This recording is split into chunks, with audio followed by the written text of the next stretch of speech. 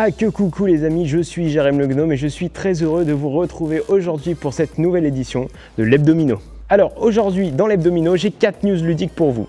On commencera avec un nouveau jeu disponible sur la plateforme Yucata. On continuera ensuite avec la sortie d'une nouvelle histoire dans l'univers de la légende des 5 anneaux. On fera un petit crochet par l'Angleterre avec l'extension de Time Bomb prévue pour le 14 février prochain. Et on terminera notre Hebdomino par du jeu de rôle avec l'anneau unique et un nouveau contenu disponible dans les prochaines semaines dans les boutiques. Et comme toujours, pour commencer un bon Hebdomino, générique.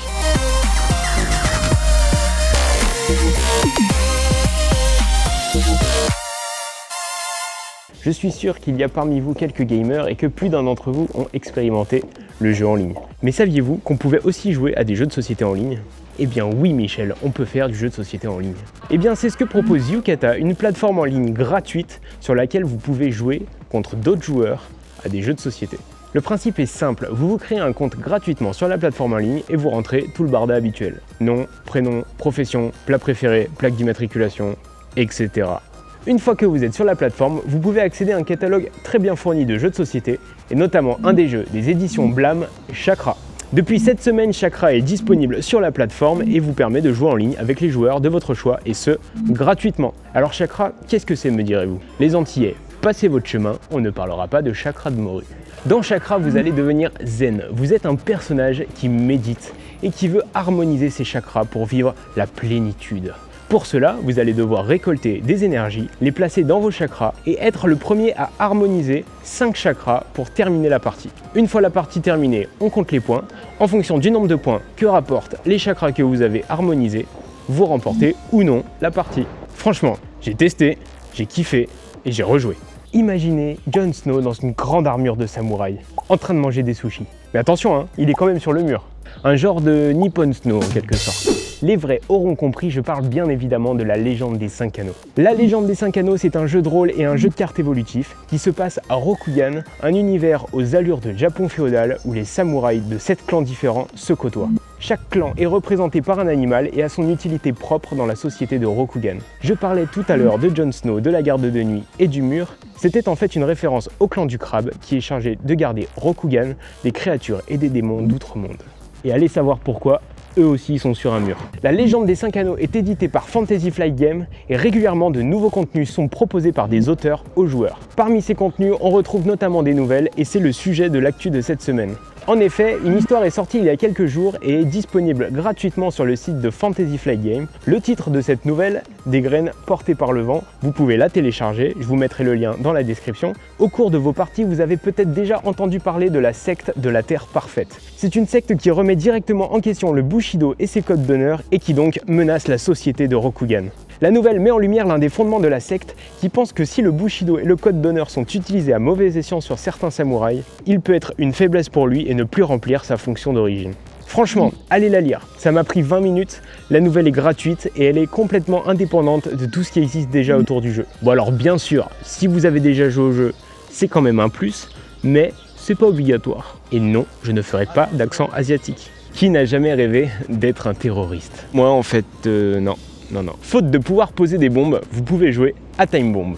Time Bomb, c'est un jeu où il y a deux équipes, l'équipe Sherlock et l'équipe Moriarty. L'équipe Moriarty doit faire sauter Big Ben et l'équipe Sherlock doit l'en empêcher. Comment ça se joue? Eh bien tout simplement, chaque joueur va choisir une carte dans un tas au choix d'un autre joueur et on va retourner cette carte. Si cette carte est la bombe, la partie est perdue pour l'équipe Sherlock et gagnée pour l'équipe Moriarty. L'objectif pour l'équipe Sherlock va être de couper un certain nombre de fils verts pour désamorcer la bombe. Cette semaine, l'éditeur Yellow a annoncé une extension à sortir pour le mois prochain qui devrait corser un peu plus le jeu. Alors concrètement, en quoi va consister cette extension? Il n'y aura plus une seule bombe et il n'y aura plus de fil neutre, mais il y aura 6 types de bombes différents et chaque type de bombe aura son propre effet. Ça va ajouter de nouvelles opportunités pour l'équipe Moriarty et ça va corser un peu le jeu pour l'équipe Sherlock. Vous voulez vous mettre sur la tronche avec vos amis? Eh bien achetez l'extension, je pense qu'il y a du potentiel. Alors certains vont me dire « Mais t'as pas dit la date de sortie, comment on peut savoir quand ça sort ?» Eh bien tout simplement, ça sort le 14 février prochain. Alors si vous êtes dans une relation un peu compliquée, voire explosive, offrez Time Bomb à votre partenaire, ça lui fera plaisir. Mon précieux, où est passé mon précieux?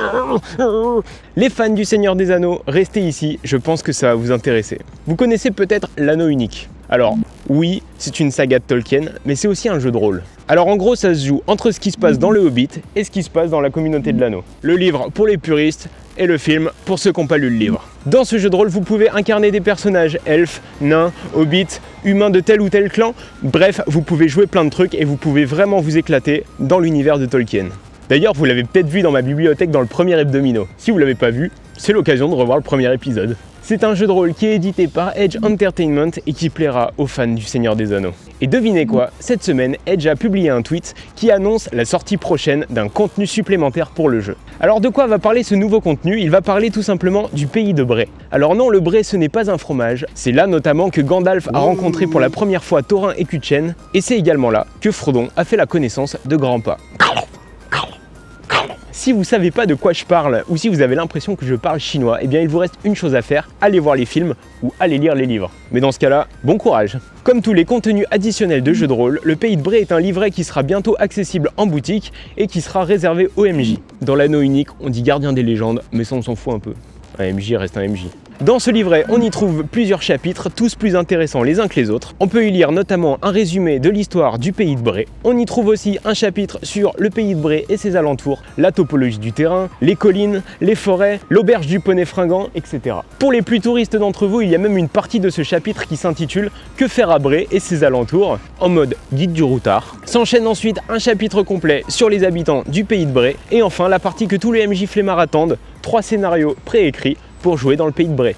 Pas de date précise annoncée, seulement dans quelques semaines, alors patientez un peu et vous pourrez jouer dans le Pays de Bray.